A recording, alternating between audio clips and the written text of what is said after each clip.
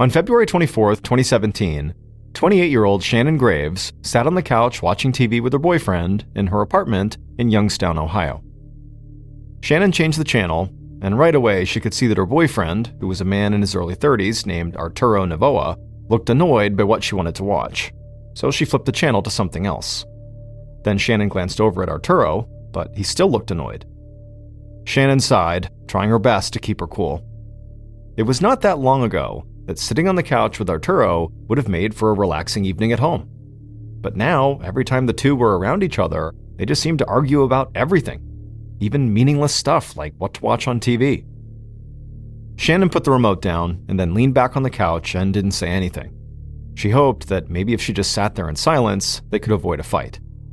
But in reality, Shannon knew that this TV show she chose, or whatever little thing they ended up arguing about next, was actually just a symptom of a much bigger problem. Her and Arturo's relationship was clearly falling apart. The two of them met almost a year earlier at the club where Shannon had been working nights as a dancer while she went to classes during the day to earn her cosmetology degree. And despite their obvious differences, at first they had gotten along great. Shannon was outgoing and always seemed to be on the move, while Arturo was quiet and more reserved. But they thought their differences actually complemented each other really well. So, after dating for only a few months, Shannon and Arturo moved into an apartment together. And that's when things started to go bad. It was like right away, they just both stopped trusting each other. Arturo accused Shannon of still being into her ex-boyfriend, a guy she'd actually been living with before she met Arturo, and Shannon was convinced that Arturo had a thing for this woman who was always hanging around him when he would come to see Shannon at the club. But whether or not those things were true, Shannon knew her issues with the relationship ran deeper than just thinking Arturo might like some other girl. Shannon had always been someone who loved change. She just never wanted to feel stuck. And so to avoid that feeling, she would often do things like dye her long black hair green and blue, or she'd take much bigger steps like she would occasionally just leave town for weeks at a time to go on an adventure by herself without telling anyone where she was. But living with Arturo had definitely made Shannon feel stuck. And over the last few months, that feeling had really worn her down. Back in the apartment, Shannon eventually just stood up from the couch and began to walk out of the room. But as she did, Arturo snapped at her for some reason, and then before long, the two of them were just yelling at each other. And the argument escalated, even though neither of them really knew what they were even fighting about. Until finally, Arturo said, maybe he should just leave for good. And then he stormed out. Shannon stood there in her apartment for a minute, trying to catch her breath and calm down. She was mad, but she also couldn't help but feel this sense of relief. If Arturo was gone, like really gone, she could now do anything she wanted. She could make a change. She could go someplace new. A few months earlier, Shannon had finally earned her cosmetology degree. She had worked really hard for it, and she was proud of herself. Some people had been surprised because they thought getting a degree sort of went against Shannon's need for constant change, but Shannon saw things differently. Her degree could open doors and give her a chance to work as a cosmetologist in different cities. Or maybe she could even become a highly sought-after makeup artist who would get to travel all over the world. But Arturo had never really supported her dreams, so she had kind of given up on them. Now, she could start putting her degree and her talents to work, and she would not have to do that in Youngstown, Ohio. And just thinking about the possibilities for the future got her really excited. Shannon walked to the bathroom, got undressed, and turned on the shower. In her mind, she would wash off all the bad stuff that had happened recently, and it would be like the first small step towards a fresh start.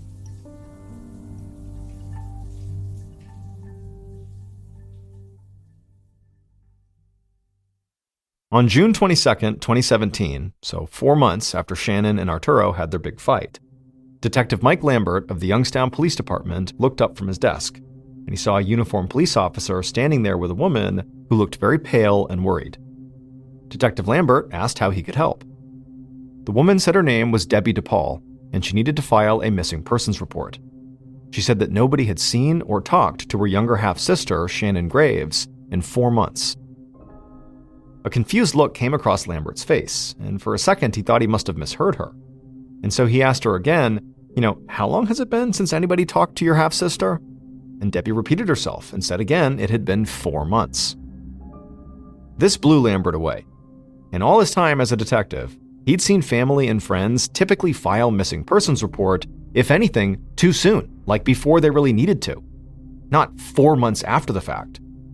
In fact, in the majority of cases he'd worked, the supposed missing person had turned up before the cops could even launch a real search. So he really couldn't understand why Debbie, or anyone else close to Shannon, had waited this long to talk to the police. Lambert told the other officer he could leave, and he asked Debbie to take a seat and walk him through what was going on here. After the officer left, Debbie sat down and said she knew how strange it must sound that she had waited this long. But if Lambert knew her sister Shannon, it would make way more sense. She said that Shannon had a history of just sort of taking off and not talking to anyone for long periods of time. It was something she'd done since she was a teenager. And as difficult as it was to deal with that, Shannon's friends and family had sort of come to accept it about her. It was one of the things that made Shannon who she was. But now, they noticed that Shannon had not called on a couple of family birthdays, and she also hadn't checked in when her best friend had a baby, and that was not like Shannon at all. Even when she went away without telling anyone, she would always call on these important days. Detective Lambert didn't say this, but he knew 4 months might as well have been an eternity when it came to a missing persons case. If Shannon had really left town like her sister claimed she liked to do, well, Shannon could be anywhere in the world by now.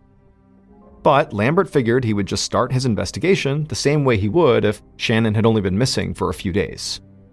So he took down information about Shannon's physical appearance, her last known address, and the places she had worked. He also learned small details like Shannon's favorite color was pink, and she loved wearing friendship bracelets. And so after only speaking to Debbie for a few minutes, Detective Lambert had a pretty good picture of who Shannon was. But he had one more question. He asked Debbie if Shannon had a romantic partner. Debbie said yes, Shannon had a boyfriend, or at least she did the last time they had spoken. She had been living with a guy named Arturo Novoa, and Shannon had told Debbie that she and Arturo fought all the time.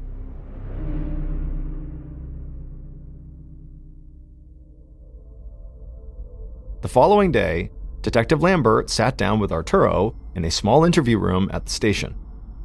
Lambert had looked into Arturo the night before.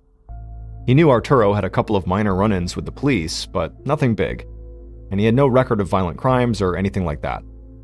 So Lambert really just hoped that Arturo knew where Shannon was, or at least had heard from her over the past 4 months, and also, if he hadn't, he hoped to get a good idea of what Arturo and Shannon's relationship had been like. But when Lambert asked Arturo when he'd last seen or talked to Shannon, Arturo seemed surprised by the question. He said he'd already told all this to Shannon's family when they'd called him like a month or so earlier. He said he and Shannon had broken up back in February. He admitted that things ended pretty badly, so they had not spoken to each other since. The last he'd heard, Shannon was living with some guy in Cleveland, which was over an hour away from Youngstown. Arturo didn't know the name of the man that Shannon was supposedly living with, so he really couldn't provide much more color than he already had. And so Lambert wrapped up their conversation soon after that, and then he reached out to Shannon's sister, Debbie, to see if she knew of any men, other than Arturo, that Shannon could possibly be with. Debbie said before Shannon had started dating Arturo, she'd been in a serious relationship with a man named John Scarata. Just hearing that name shocked Lambert, and it caused him to immediately begin planning his next move, because he knew John Scarata all too well. John had a substantial criminal history. In fact, he had done time in prison on drug charges, and Lambert knew that John had gotten out of prison right around the last time anyone had seen Shannon. After speaking to Debbie, Detective Lambert got to work right away tracking down John, and it would turn out he was not in Cleveland. He was in Youngstown, trying to get his life together after getting out of prison. The following day, when John Scarata walked into the interview room at the station, he greeted Detective Lambert like they were old friends. And when the detective brought up Shannon, John didn't seem surprised at all. He said he'd learned Shannon had disappeared not long after he'd gotten out of prison. So Lambert asked if he was worried about her. And John, in response to this, did something that Lambert did not see coming at all. John leaned forward in his chair and said yes, he was really worried. In fact, he was so worried, he'd started his own investigation. Lambert was so caught off guard by this that he didn't really know how to react. What did John mean he was doing his own investigation? But just then, John grabbed his phone out of his pocket, pulled up his photos, and showed them to Lambert. And Lambert saw multiple pictures of different cars that had been parked right outside of Shannon's apartment over the past few months. John had staked out the place, looking for Shannon or for anything or anyone that seemed out of the ordinary. Lambert felt a little conflicted. He believed if something bad had happened to Shannon, John had to be a major suspect here. But he couldn't deny that he did want to track down all of these cars John had photographed at Shannon's apartment.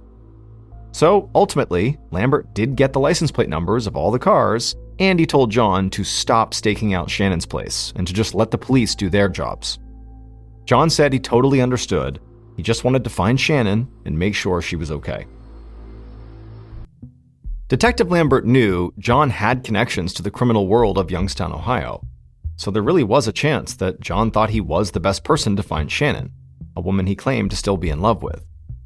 But there was also a chance that John was just trying to send the police on some kind of wild goose chase to keep them off of his trail, because maybe he had something to do with what happened to Shannon. So, in the days following their meeting, Lambert and his team tried to get a clear picture of everywhere John had been since he'd gotten out of prison, and if he'd had any communication with Shannon near the time she'd supposedly disappeared. Police also questioned Shannon's friends, her family, and her coworkers at the nightclub, and they also followed up on all those cars John had photographed. But for Shannon's half-sister Debbie, the police were not moving fast enough. She now believed that she and her family had waited way too long to get the cops involved, and so she felt like she had to do something to make up for that.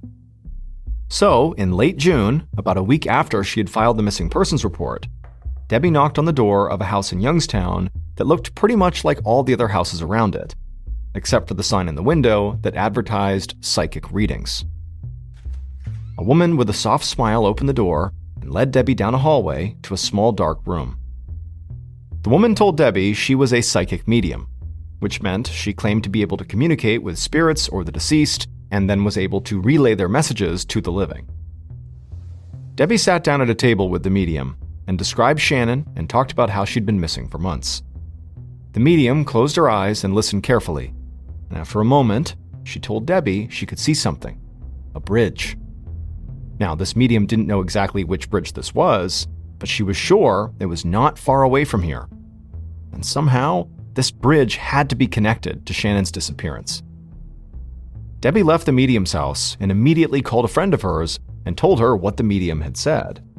And both women decided it was clear what they had to do next. They would have to search every bridge in Youngstown, Ohio. And so for the next couple of weeks, Debbie and her friend went around town visiting every bridge they could find. And it started to feel like a waste of time. That is, until one afternoon when Debbie and her friend approached a small bridge that neither of them had driven on before. As they stepped out of the car, they saw something laying on the ground near the base of one of the bridge's girders. When Debbie walked over to it and knelt down to get a better look, she almost started crying. Because there, laying on the ground, were saw blades, a rope, and a pink sock. Debbie and her friend took pictures of the objects and then drove straight to the police station. Debbie told Detective Lambert about the medium's vision and showed him the photos of what they'd found at the bridge. Lambert had learned from Debbie when they first met that Shannon's favorite color was pink, and that she loved wearing pink clothes. He couldn't just ignore saw blades and a rope being found out in the middle of nowhere next to a pink sock. So, the detective told Debbie that he and his team would look into it right away. But as Lambert headed out to this bridge, he started to feel like this case was getting away from him. He was already dealing with the missing woman's ex-boyfriend conducting his own investigation, and now he was following up on a lead that apparently came from a psychic medium. And Lambert still had no idea what had happened to Shannon. She really could just be in Cleveland or anywhere else, purposefully avoiding her friends and family. Or she could be the victim of a horrible crime. One way or the other, Lambert needed some piece of concrete evidence to point him in the right direction. And while he didn't want to rule anything out, he doubted that that piece of evidence was going to come from a psychic vision.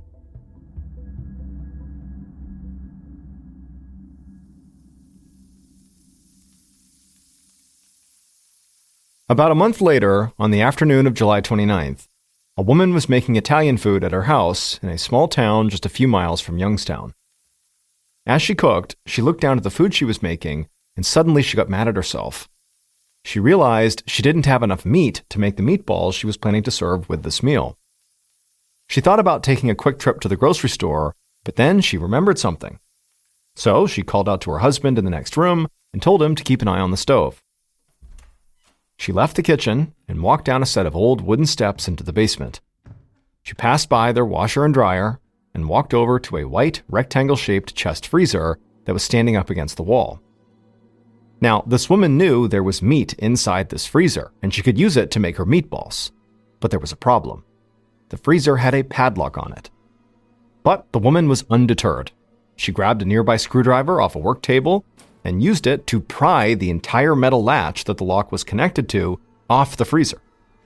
And so now, with the freezer unlocked, the woman opened it up, and immediately she began to scream.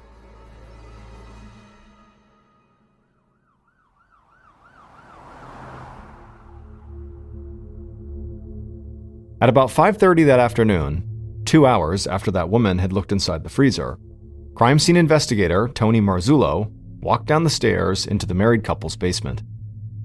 Marzullo worked out of Youngstown, but he helped in the surrounding smaller towns when he was needed. And today, he'd gotten one of the strangest calls he'd ever received from police dispatch in one of those smaller towns. Marzullo put on his gloves and approached the freezer. The freezer door was still open, and he could see inside of the freezer was an orange plastic bucket with trash bags sticking out of it. Marzullo got closer and leaned over the freezer and looked inside of that bucket. And the instant he did, he reflexively put his hand over his mouth and tried to collect himself. Even the call from dispatch had not prepared him for this. Because in the bucket, Marzullo was looking at the top half of a frozen, severed human head. Marzullo looked down deeper into the freezer, and he saw the entire thing was basically filled with trash bags. And as he pulled out each of these bags and looked inside of them, he found human legs, human arms, and human hands. Marzullo had no idea who the victim was, but instinctively, he grabbed his phone and called Detective Lambert. Later that evening, Detective Lambert stood in the basement with Marzullo and a group of police officers and forensic technicians. Like Lambert had expected, the psychic vision and the objects found at that bridge had not given him any new leads in Shannon's case, and neither had any of the interviews Lambert had conducted to this point. Basically, the case had stalled. He had no idea where Shannon was or what happened to her. But now, as he stood over the freezer, he had a sinking feeling that the body he was looking at could be hers. Now, they would need to run some tests to officially identify the body, but Marzullo was very confident they could do that quickly. Forensic techs would allow the severed hands they'd found to defrost. Then they would use a saline solution to rehydrate the fingers on those hands, which would allow them to pull clean fingerprints.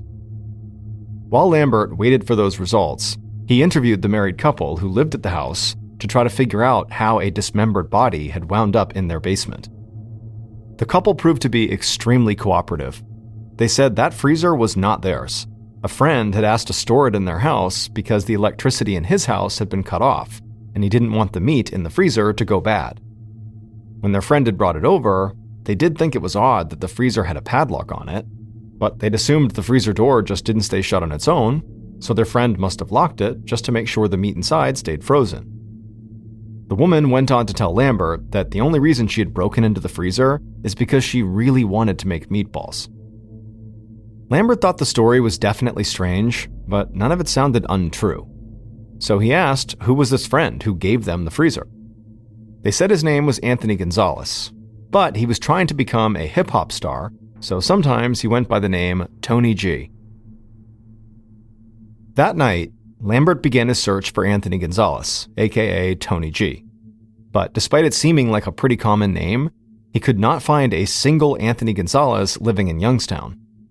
And before Lambert could expand his search for Anthony to nearby towns, he got a call from Marzullo.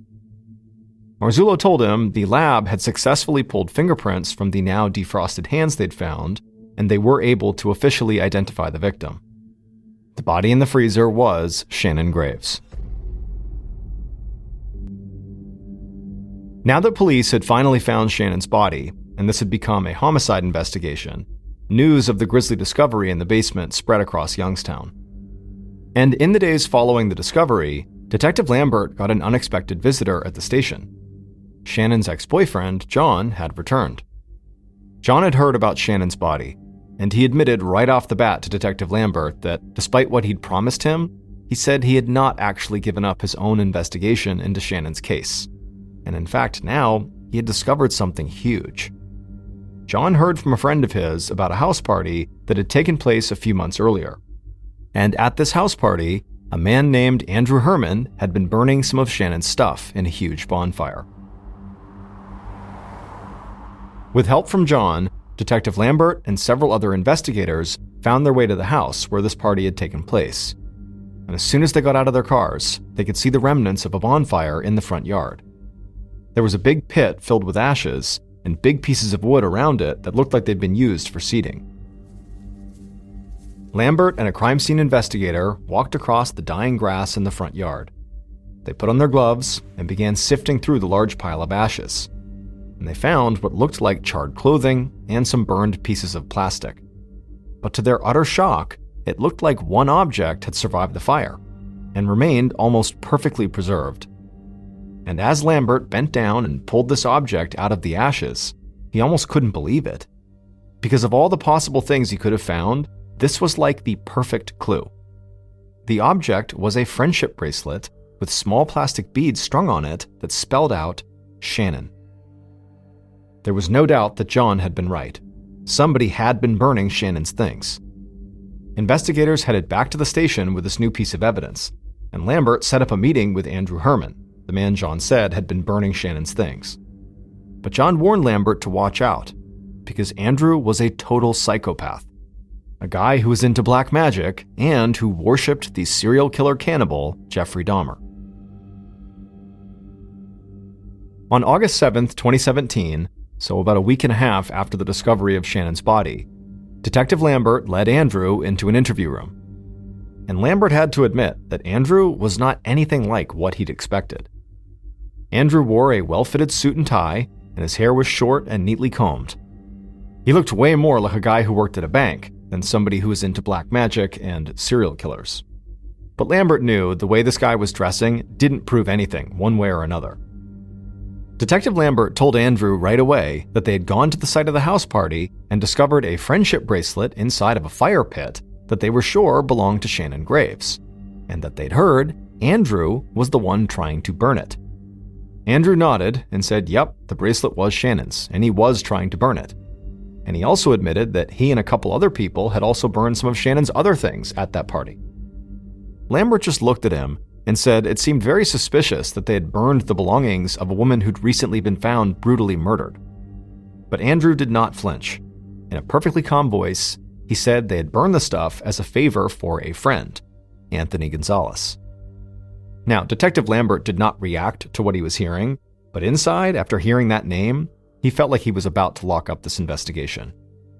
Because he was now able to connect Anthony, aka Tony G, the man who'd brought the freezer to the married couple's basement, directly to the bonfire that had been used to get rid of Shannon's personal belongings. So Lambert asked why his friend, Anthony, had wanted to burn Shannon's stuff in the first place. Andrew sat there in silence for a minute, and then he began to speak. And when he did, without ever losing his cool, he told a story that was even gorier and more disturbing than any story Detective Lambert had ever heard in his life. And by the time Andrew stopped telling this story, Lambert knew exactly what had happened to Shannon Graves. The killer walked through Shannon's apartment, breathing heavily and clutching a hammer in their hand. They could hear the shower running, so they headed for the bathroom. Once there, they opened the door and stepped inside. Shannon shouted something and pulled back the shower curtain, but before she could even figure out what was happening, the killer raised the hammer and slammed it into the top of her head. Shannon's body collapsed in the shower, and blood began to run into the drain.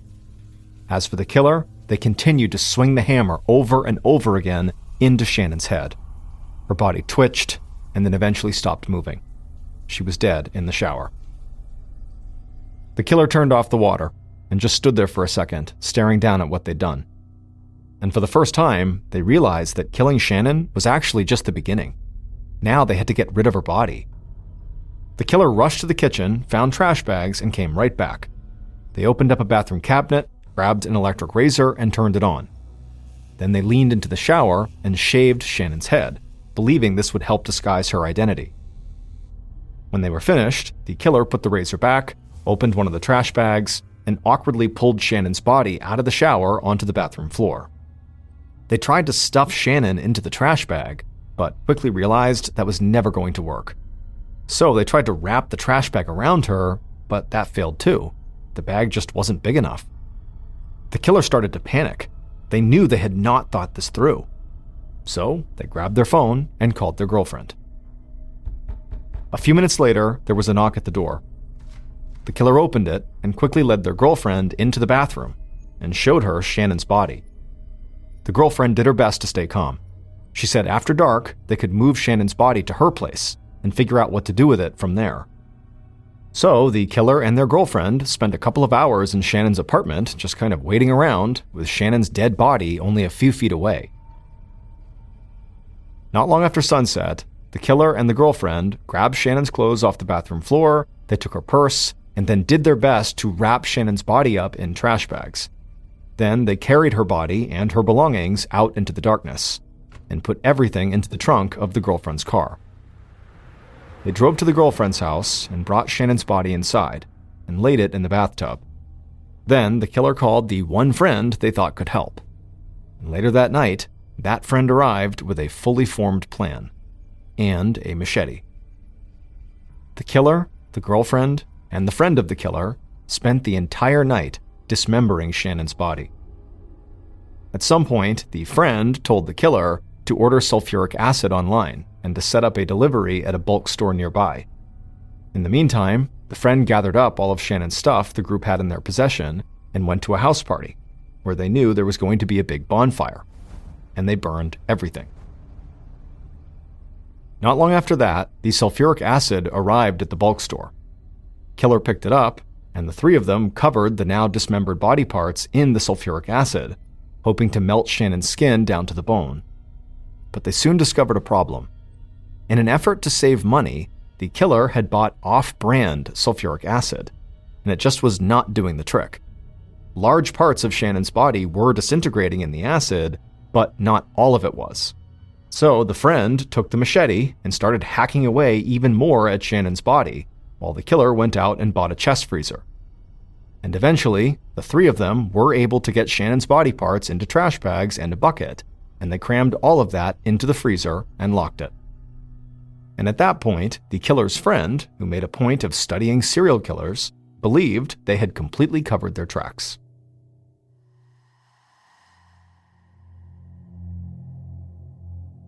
Andrew Herman, the man who supposedly worshipped Jeffrey Dahmer, oversaw the disposal of Shannon's body and her belongings.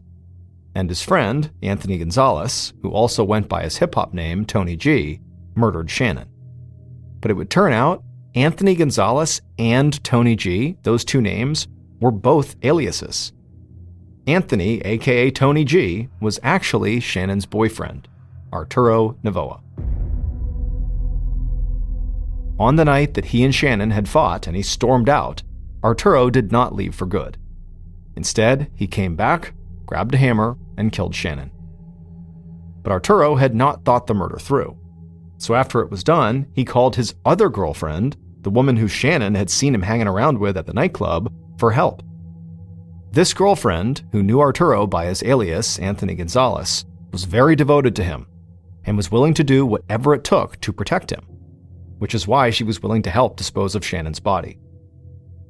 Police had considered Arturo a suspect, and when they interviewed him after the missing persons report was filed, Arturo worried they would start closing in. So he had taken the freezer with Shannon's body in it to the house of a married couple he knew. He told them he had no electricity at his place and asked them to store the freezer so the meat wouldn't go bad, and they agreed. After the discovery of Shannon's body in their basement, police had begun to look for Anthony Gonzalez, which the married couple believed was their friend's real name who owned the freezer. But it was when the couple showed the police a picture of Anthony that the police knew they were onto something. because they could tell the photo was not of Anthony. The photo was of Arturo. And finally, Shannon's ex-boyfriend, John, who had his own investigation, helped Detective Lambert solidify his case. When John led Lambert to the remnants of the bonfire and Shannon's friendship bracelet, it allowed Lambert to bring in Andrew for questioning, because that's who John said was burning all the stuff. And Andrew, when he was interviewed, just told Detective Lambert all about the horrors that had taken place from the moment Arturo killed Shannon until the moment the freezer ended up in the married couple's basement. Arturo was ultimately sentenced to 48 years to life in prison. His girlfriend was sentenced to 18 years for her role in the crime, and Andrew was sentenced to 12 years. The next story of today's episode is called The Bear, the Plane, and the Duffel. In early December of 1985, in the Chattahoochee National Forest in northern Georgia, a hunter was very carefully making his way through the trees trying to track a deer. Now, this hunter had been tracking this deer for over a mile, but it had been a while since he had seen any signs of it being anywhere nearby.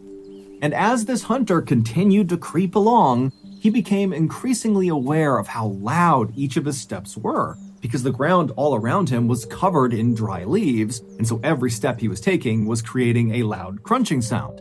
And so eventually this hunter just came to a stop and decided stalking this deer was totally pointless because he was basically scaring it away with these crunching sounds as he got closer to it. But before this hunter was ready to just give up and head back to his vehicle, he continued on a little bit further, and when he pushed through this particularly dense brush area, he saw this clearing up ahead. And the second he saw what was in this clearing, he froze, took a step back into the brush, and then ducked down behind a rock. Because in that clearing, he saw an animal, and it wasn't a deer. It was a huge American black bear. Now, generally speaking, American black bears are not aggressive towards humans. However, if, for example, you were to accidentally sneak up on a black bear, like this hunter had done, and you suddenly startled it by just showing your presence, the bear might react by pouncing on you and ripping you to bits. And so this hunter, with his back pressed up against the rock and his rifle gripped tightly across his chest, he's thinking about that and wondering what he's going to do to get out of this situation. At first he thought, okay, I'll just stand up and quietly walk away. But then he remembered how loud the leaves were, and even though he had been lucky walking in, he hadn't alerted the bear to his presence.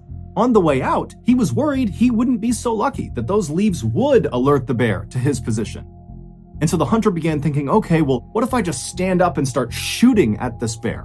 But the hunter knew the big issue with that plan is he had a deer hunting rifle, which is not nearly powerful enough to quickly take down a black bear, if at all. And so if he starts shooting at this bear, there was a very good chance that the bear would just turn around and maul him before he was able to put the bear down with his rifle. And so as this hunter is going through these scenarios behind the rock, he realizes something. He hasn't heard this bear at all. Now, bears in general are very loud animals. Just their regular breathing is so guttural and noisy that you can hear it a pretty good distance away. And the hunter's thinking to himself, I can't hear it breathing. And come to think of it, I haven't heard this bear once since I've been near it. And so the hunter very carefully stood up from behind his rock and turned around. And then he kind of peered forward into the brush, looking back into this clearing.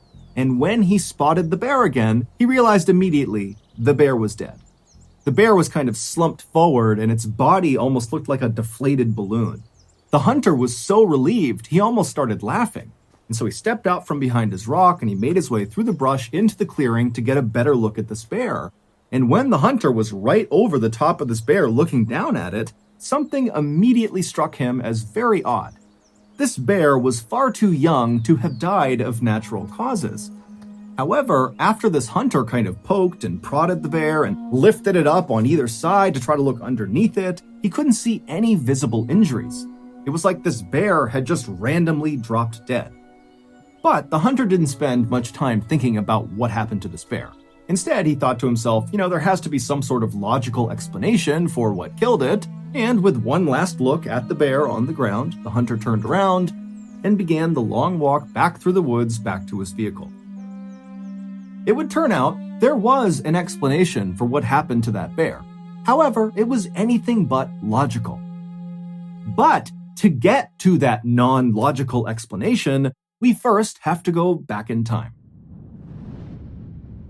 Around 11:30 p.m. on September 10th, 1985, so 3 months before the hunter discovered this dead bear, 2 pilots were flying their little 6-seater Cessna airplane over northern Georgia, making their way north towards Tennessee. And as these pilots flew along very casually, they suddenly intercepted over their radio a voice message that they definitely were not supposed to hear. It sounded like other pilots communicating with each other, and what they were talking about was how they were now going to follow this little Cessna airplane that they could see that was currently flying over northern Georgia. Now, radio traffic like this can only really be intercepted if your radio that's doing the intercepting is physically close to the person doing the transmitting. And so knowing this, the 2 pilots in this little Cessna knew that whoever was talking about following that little Cessna, they had to be talking about them, the 2 pilots in that Cessna. Now, for most pilots, if you suddenly overheard a radio transmission that your plane was getting followed by some other pilots, you might reach out to those pilots and say, "Hey, why are you following me? What's going on?" Now, the co-pilot of this little Cessna might have wanted to react that way. However, before he could, the main pilot stopped him and said, "I actually know exactly why somebody might want to tail us, and unfortunately, we're both going to have to jump out of this plane." Before the co-pilot could really even react to this news, the main pilot had set the Cessna on autopilot, which sets the plane to fly in a straight direction going at a constant speed at a constant altitude until either a pilot comes back and takes the craft back over, or if it just stays on autopilot, it eventually will run out of fuel and crash or run into something. And so after the main pilot had done that, he turned to the co-pilot and gestured for him to come with him into the main cabin of the aircraft, basically the main body of the craft where all their luggage was. And the co-pilot, he's so confused about what's happening, he's so panicked that he just follows the main pilot. So the 2 of them, they climb back over the 2 front seats, they go into the main body of the craft, and the main pilot begins strapping parachutes onto some of their luggage. And as he's doing this, he tells the co-pilot to open up the side door of the plane. And so again, the co-pilot is just so caught off guard, he has no idea how to handle this, and so he reaches over and he slides open this door of this moving plane. And as soon as he did, this huge rush of cold night air blasted inside of the cabin, and it became so loud from the howling wind coming in that the 2 pilots couldn't even talk to each other. And then the main pilot just began pushing the luggage out of the plane just into the night, falling straight down to the ground far, far below them. And at some point, the co-pilot just joined him and began pushing the luggage out of the plane. And then after all the luggage was out, the main pilot shoved a parachute into the hands of the co-pilot and said, put it on. He had to gesture for it because they couldn't hear each other. And so as this co-pilot's struggling to get on his parachute, the main pilot puts on his chute. And then right after the co-pilot has just barely got his parachute on, the main pilot pushes him out the side of the plane, and then the main pilot jumps out after him. So they basically abandoned their plane, which was still set to autopilot, so at some point, it was just going to crash.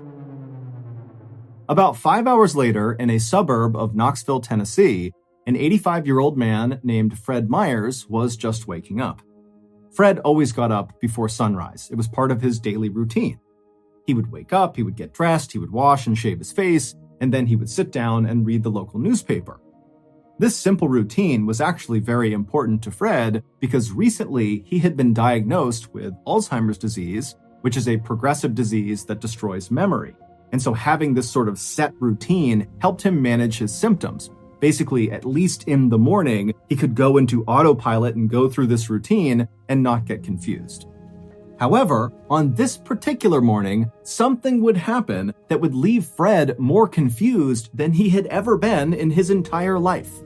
Fred had made it to his bathroom, he had washed his face, and he had begun shaving when out of the corner of his eye, he noticed something strange outside in his driveway. He could see it through a nearby window, but it was still so dark outside, Fred couldn't tell what this thing was out there. And so feeling very curious, Fred put his razor blade down and he made his way over to the window to get a better look. And when he reached the window and looked out at his driveway and saw what this strange thing was, he could not believe his eyes. There was this huge parachute out on his driveway, and on the parachute was the main pilot of the Cessna. After the main pilot had pushed the co-pilot out and leapt out himself, when he pulled his ripcord, his chute either didn't deploy, or when it deployed, it didn't inflate fully, and so he was forced to go to his reserve chute, but it didn't inflate fast enough to stop him from crashing into the ground. And so the main pilot slammed into the ground, basically at terminal velocity, and so he sustained catastrophic internal injuries, and he died within a couple of minutes of hitting the ground.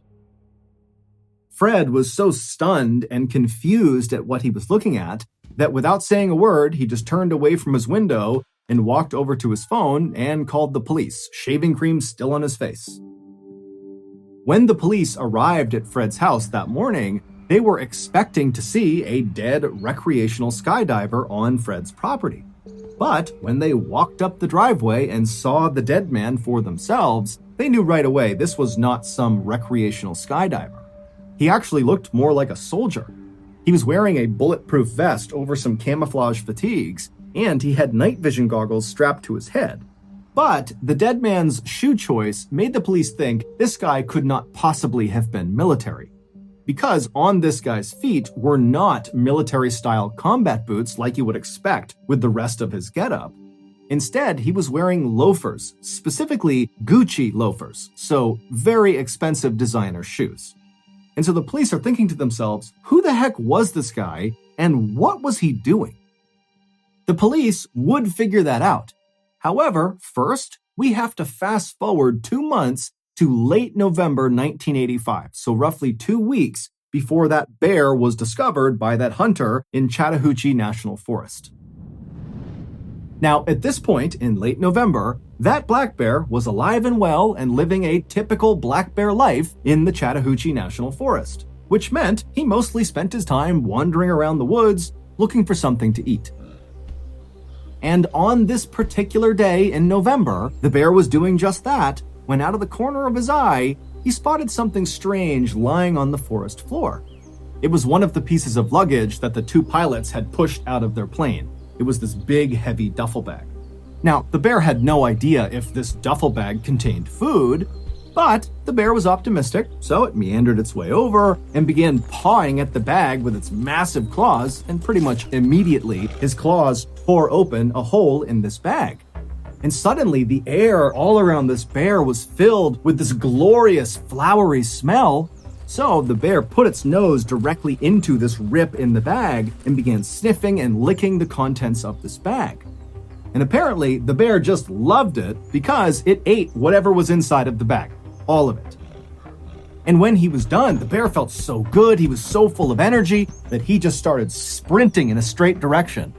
And after running at top speed about 100 yards, every major system inside of this bear shut down all at once, and he died on the spot, collapsing in that clearing.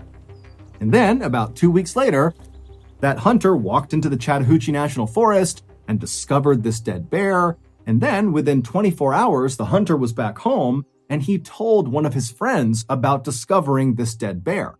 And when he told his friend about seeing this bear, he also kind of casually mentioned that he had seen a duffel bag in the forest not far from this dead bear.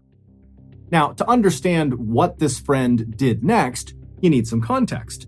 By this point in time, the police had actually figured out a lot about that dead man on Fred Myers' driveway, the main pilot of the Cessna.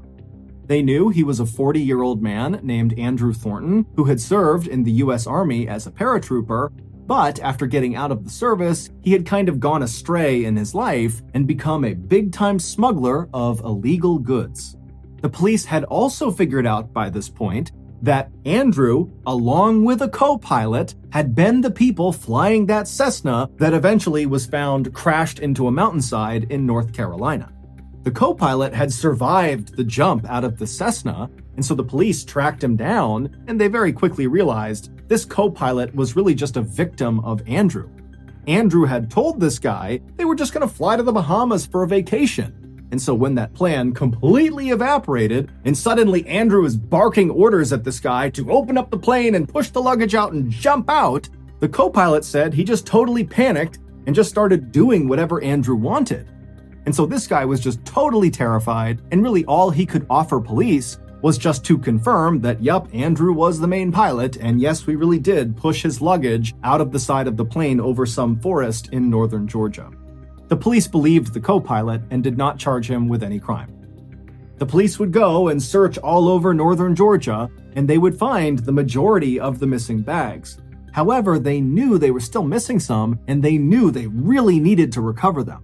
And so, around the time that this hunter is telling his friend about this bear encounter and this duffel bag, the police were constantly having news outlets tell people in northern Georgia that if you see one of these duffel bags attached to a big parachute or something, please come forward and tell us. We are looking for these.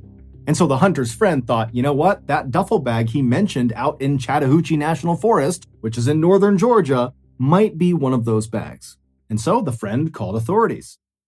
Authorities were thrilled to get this tip, and so they charged out to the Chattahoochee National Forest, and they made their way out to where this dead bear was, and then sure enough, about 100 yards away from this bear was this bag, and it was one of the bags they were missing.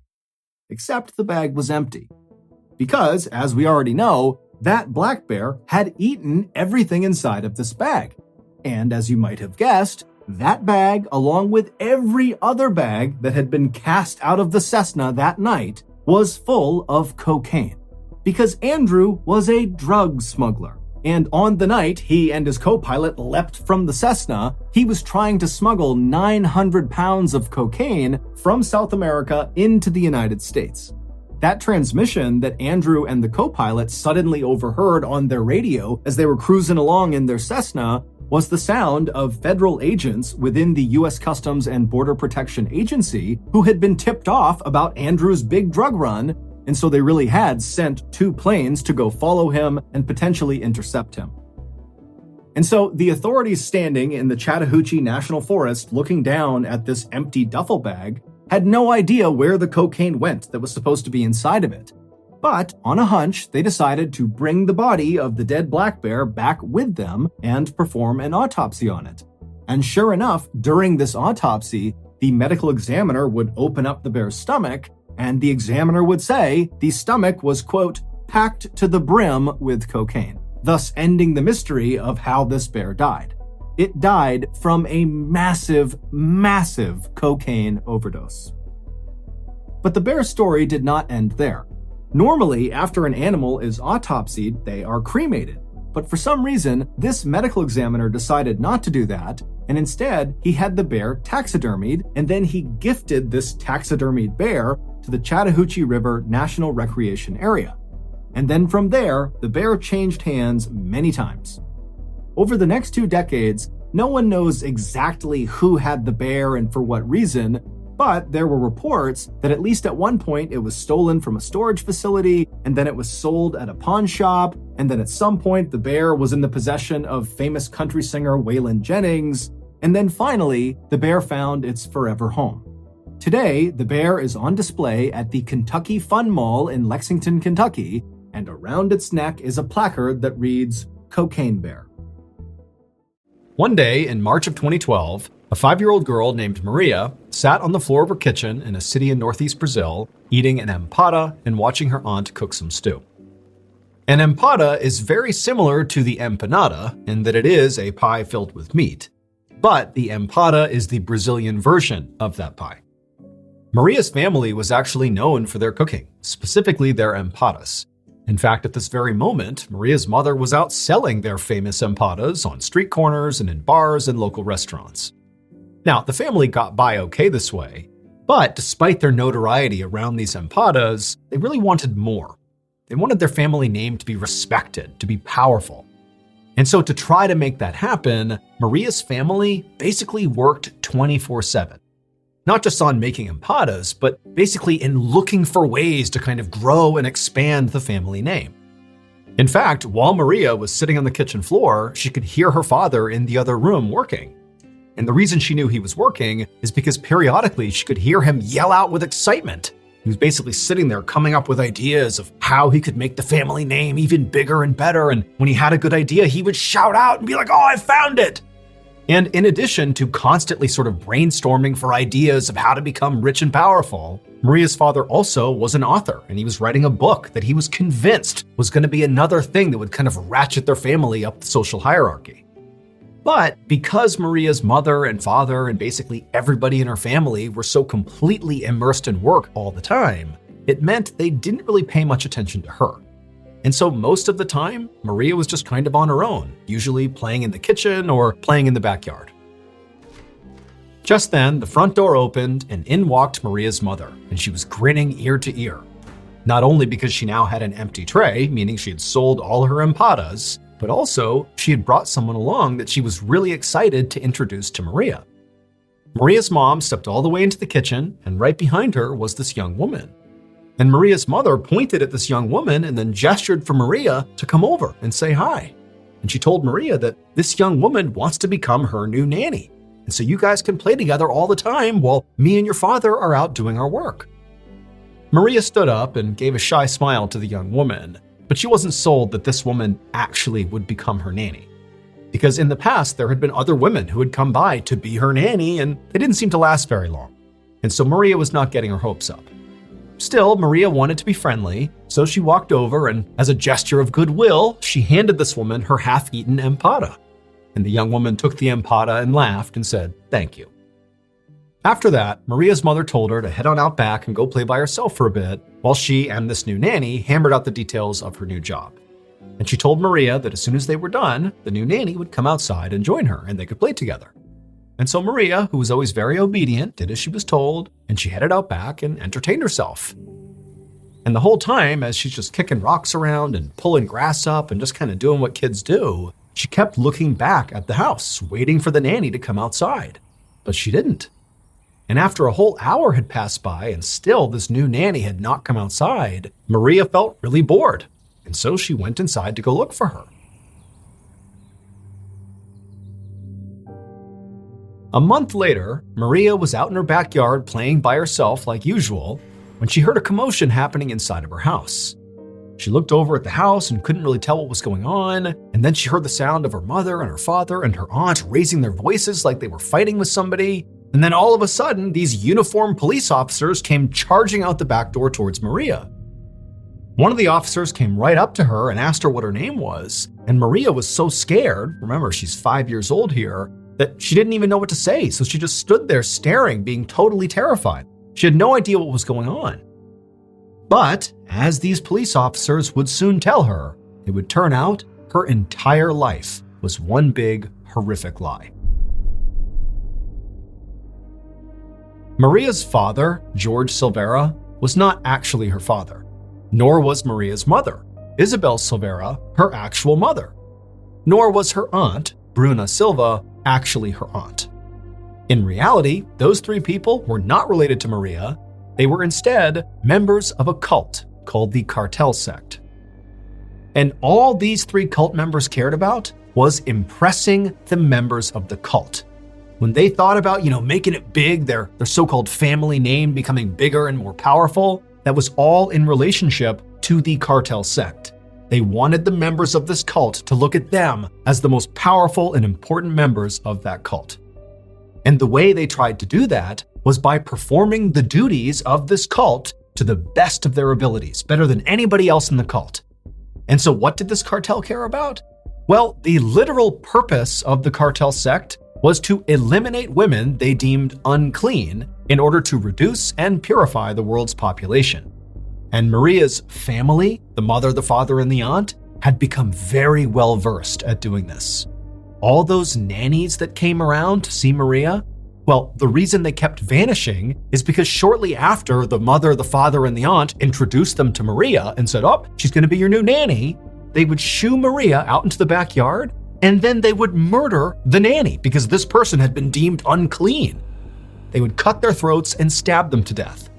But that wasn't all. That wasn't enough cleansing. After they murdered these women, they would then butcher them and stuff the human meat into their famous empadas and sell them to the people in town. They literally were feeding people in this city human meat. But the cult and the cannibalism and the murders were not actually the biggest shock of the story. The biggest shock of the story is actually the real identity of little 5-year-old Maria. She was actually the daughter of the very first victim of the cartel sect. The mother, along with Maria 3.5 years earlier, when Maria was just 1.5 years, they had been lured to this very house where her mother was murdered right in front of Maria. And then after her mother was killed, they cooked her mother and fed pieces of the mother to Maria.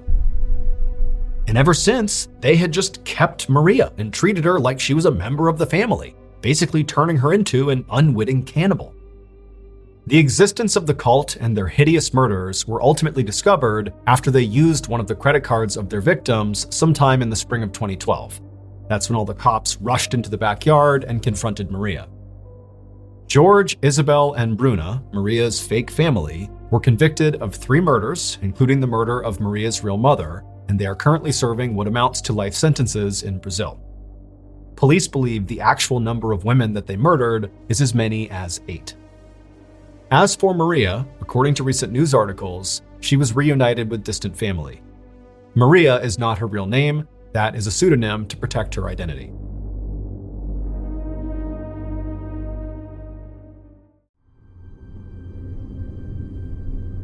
On the afternoon of July 18, 1997, a man was driving down a road surrounded on both sides by trees in a rural part of Wisconsin called Douglas County. There were no other cars on the road, and so this guy was driving pretty fast. And as he rounded this bend in the road, something out the passenger side window on the side of the road in the grass caught his eye. He couldn't tell what it was, but it was a pretty big object, and after he drove right past it, he just couldn't stop thinking about it. Like, whatever it was, it just seemed out of place. And so for whatever reason, this man felt compelled to actually stop and go see what it was. And so he slowed down and parked on the shoulder, he got out, and began walking along the road back in the direction of this object. And as he got closer, he began to see this object again in the shoulder of the road, and it was sort of obscured by grass and other things, so he couldn't see what it was. But as he got closer, he saw the object was pretty big, and it was all white. And as he took a few more steps and got within maybe 20 or 30 feet, he finally got a better look at this object, and he just froze. Because the object was a man wearing all white, a white suit, a white belt, white shoes, all white, and he was laying on the side of the road, just totally motionless. And for a second, the driver thought, maybe this guy is sleeping, but after taking only a few more steps and getting a totally unobstructed view at this guy, he saw there was a gaping hole in this man's chest. He was obviously dead. And so the driver turned around, ran back to his car, sped to the nearest house, and called 911. The next morning, a Douglas County detective named Stephen Long was sitting at his desk looking at the photos of the dead man in white. This murder case was less than 24 hours old, but already this was one of the weirder cases that this detective had ever been assigned to. The victim had pretty much immediately been identified because he was carrying on his person his wallet, and in his wallet was his driver's license, and so they knew who he was. But the man in white's identity actually made the whole case more confusing, not less. The dead man was a 45-year-old millionaire named Mark Foster. Mark lived 3 hours away in Minneapolis, Minnesota, and had no discernible ties to Douglas County. And so the detective was thinking, what is this rich guy doing here, dressed head to toe, all in white, getting murdered on the side of some local random back road? But things only got more confusing from there. After the medical examiner did Mark's autopsy, he told Detective Long that he had discovered a note inside of Mark's shoe. And the note just said, "Jack Frazier isn't here, but it's Jimmy Bailey, or a lookalike? I hope I'm okay." Now, nobody, including Detective Long, had any idea what this note meant. It was far too cryptic. But when they ran Jack Frazier and Jimmy Bailey's names through their database, the police discovered that both of those men, 1, existed, and 2, they lived in Minnesota, same as Mark Foster. And so naturally, Detective Long began to suspect that maybe those two men were connected in some way to Mark Foster. Maybe they were involved in his murder, or maybe they were actually his killer or killers. He didn't know, but it was his best lead. So Detective Long decided he would just have to go to Minneapolis to try to find out more. A few hours later, Detective Long parked his car at the Minneapolis police station. He got out and walked inside the building. Waiting for him inside was the local detective who Mark had already spoken to. And so after meeting this detective, the two of them went into an interview room where Mark Foster's wife was waiting for them. And right away, Detective Long noticed that she was very pregnant and at least 15 or 20 years younger than Mark. But despite that, she seemed very composed. It would turn out she'd already been told about her husband's death, and she was basically resigned to the fact that she was here to try to answer questions to figure out what happened. And so the detective sat down and they began to interview her, and then when they brought up the note that was found in Mark's shoe, specifically when they said the two names that were on that note, Jack Frazier and Jimmy Bailey, when they said that, it triggered something in Mark Foster's wife. She immediately began to cry. And then in between sobs, she would tell the detectives that she knew who those two men were. She told them that she had previously had relationships with both of them before marrying Mark. And she said after she married Mark, Jack and Jimmy became very jealous. They didn't like the idea that she had chosen Mark over them. And so she had always felt like those two, Jack and Jimmy, sort of had it out for Mark as a result of this romantic rivalry. After the interview with Mark's wife ended, Detective Long began to think that, despite this case appearing on the surface to be very odd and confusing, that perhaps in reality, it was quite simple. Maybe Jimmy and Jack were so jealous of Mark that they killed Mark.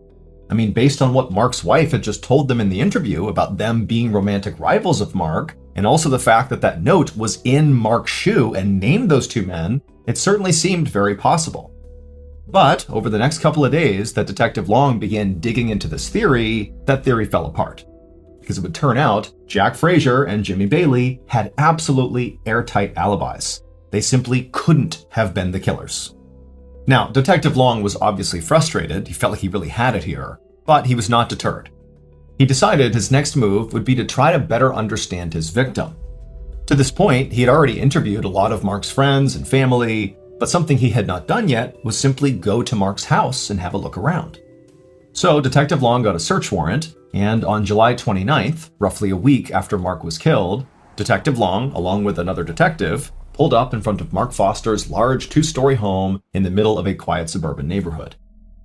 Now, from the outside, the home looked totally ordinary relative to its neighbors. But once they got inside the house, it was anything but.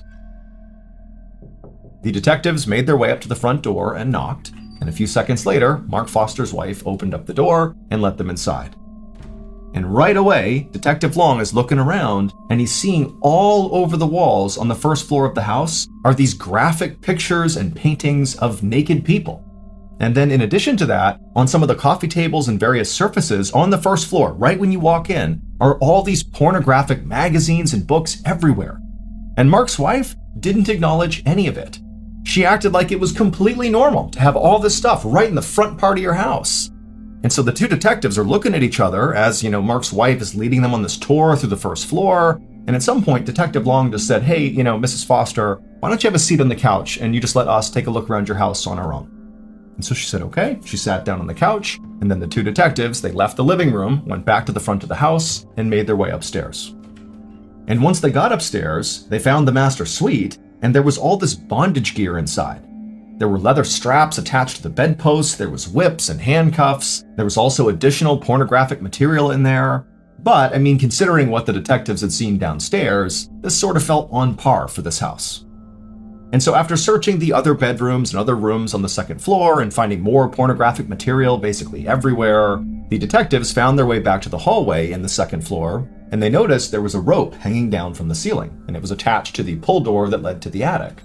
And so the two detectives, they walked over, they pulled the rope down, it revealed this fold-out set of stairs that came down from the attic, and once those were in place, the two detectives began climbing up. And once they got up there, they discovered that this attic was not a storage space like many attics are in American homes. Instead, this attic was a fully functional room that sort of resembled like a satanic dungeon of sorts. All the walls were totally jet black, and there were all these burned out candles all over the place and tarot cards littering the floor. And on the back of the attic, basically all the way on the other side, there was what appeared to be an altar that sort of overlooked the entire room. And on the altar were more candles, and there was a voodoo doll. I mean, it's totally creepy, and the two detectives are looking at each other like, what's going on here? And so the detectives, they climbed all the way into the attic and then slowly began walking across towards the altar. And when they got close enough to actually see the altar up close, they just froze. Because sitting on the altar, in addition to the candles and the voodoo doll, were two business cards. Their own business cards. Detective Long and his partner immediately went downstairs and confronted Mark's wife about the attic. Like, what's going on up there? Why are our business cards on your altar? But Mark's wife, the second that attic was mentioned, went silent. She refused to speak about anything to do with the attic. And so after a minute, realizing this conversation was going nowhere, Detective Long and his partner called for backup. And as they waited for backup, the two of them stepped away from Mark's wife and began speculating like, is this a cult? Was Mark a part of a cult that like ran it out of his attic? Like, what's going on here? And are we being targeted by the cult? Is that why our names are on the altar? A few minutes later, backup arrived, and they would do a much more extensive search of the property. But other than finding more pornographic materials and, bondage gear, there really wasn't anything else substantive that connected Mark or his wife to what happened to Mark, or what Mark was even doing in this house. Was he in a cult? They didn't know. And so ultimately, Detective Long and his partner told Mark's wife, who still is being quiet at this point, that she should not leave town because they were going to follow up with her soon. Now, in fairness, Detective Long couldn't tell if Mark's wife was being silent and not talking about what was going on in her house because, she was complicit in some way in what happened to Mark, or if she was maybe being threatened by somebody and she was afraid to talk. They didn't know. But either way, after leaving the property after the search was over, Detective Long and his partner felt like their next move was to try to learn more about cults. They needed a cult expert. And it just so happened there was an occult bookstore very close to Mark's house. And so they decided they would start there. And right away, their decision to go to that bookstore paid dividends, but not how the detectives expected. It would turn out the owner of that bookstore was indeed a cult expert. But much more importantly, and relevant to this case, was that the owner happened to personally know Mark Foster. And he told the detectives that Mark came to his bookstore all the time, and also the owner said he knew a bunch of Mark's friends. And so by the time the detectives left the bookstore, they had learned a little bit about cults, but more importantly, they left with a list of names the owner had given them of known associates of Mark Foster who maybe were involved in whatever was going on in Mark's house. And so maybe they had information about what happened to Mark. The detectives were able to track down everybody on this list very quickly, and they were all young people in their 20s. And in each of the interviews they conducted, each of these young people were very open about being in what they called a religious group that they said Mark was a part of as well. Now, the detectives theorized that this religious group was very likely a cult, like they believed, but they didn't call it a cult, they called it a group. But the detectives didn't let up. They kept pressing these people until eventually a new name surfaced, Greg Freisner. Now, none of these people said Greg was in charge of the cult. Instead, they just sort of said, well, talk to Greg if you want more information about our group. The detectives naturally began to wonder if this Greg person was the cult leader, or maybe he was Mark's killer, or maybe he was both. But regardless, it seemed pretty apparent that they needed to talk to Greg because he might have more information about what happened to Mark. It took a few days, but the detectives were able to track Greg down and they brought him in for an interview. And boy, oh boy, did Greg have a story to tell.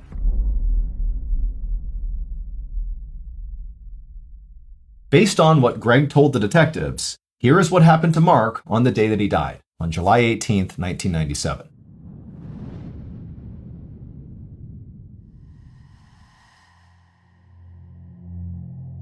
On that day, Greg Freisner met Mark Foster at Mark's home. And when Mark came outside, he was dressed head to toe in white, something he would do for special ceremonies. And so Mark, he came down the steps, didn't say a word to Greg. They went to Greg's car. Greg hopped in the driver's seat, and Mark climbed into the back seat. And before long, they took off and began driving northeast. And for hours, these two just drove in total silence. Mark just stared out the window, and Greg focused on driving. The only thing that happened during this multi-hour-long drive was at some point Mark pulled out a piece of paper from his coat pocket, and he wrote something on it, And then after staring at it, he kind of smiled and tucked it into his shoe. And then a little bit later, Greg pulled over on the side of the road in Douglas County, Wisconsin, on this random backcountry road. And as soon as they pulled over, again without saying anything, Greg and Mark got out of the car and they went around to the back of the car where the trunk was. And the two men are kind of stretching, it's been a long drive, taking in the scenery. And then before long, Greg pops open the trunk. And in the trunk is a rifle. Neither men have any strong reaction to this. Greg just reaches down, pulls the rifle out, and Mark, calm as can be, just begins walking over to the side of the road, to the shoulder. And then once he got to the shoulder, Greg came over and stood right in front of him and just looked intently into Mark's eyes, looking for the signal. And at some point, after Mark kind of composed himself, he nodded at Greg. At which point Greg raised that rifle, placed the barrel directly on Mark's chest, and fired.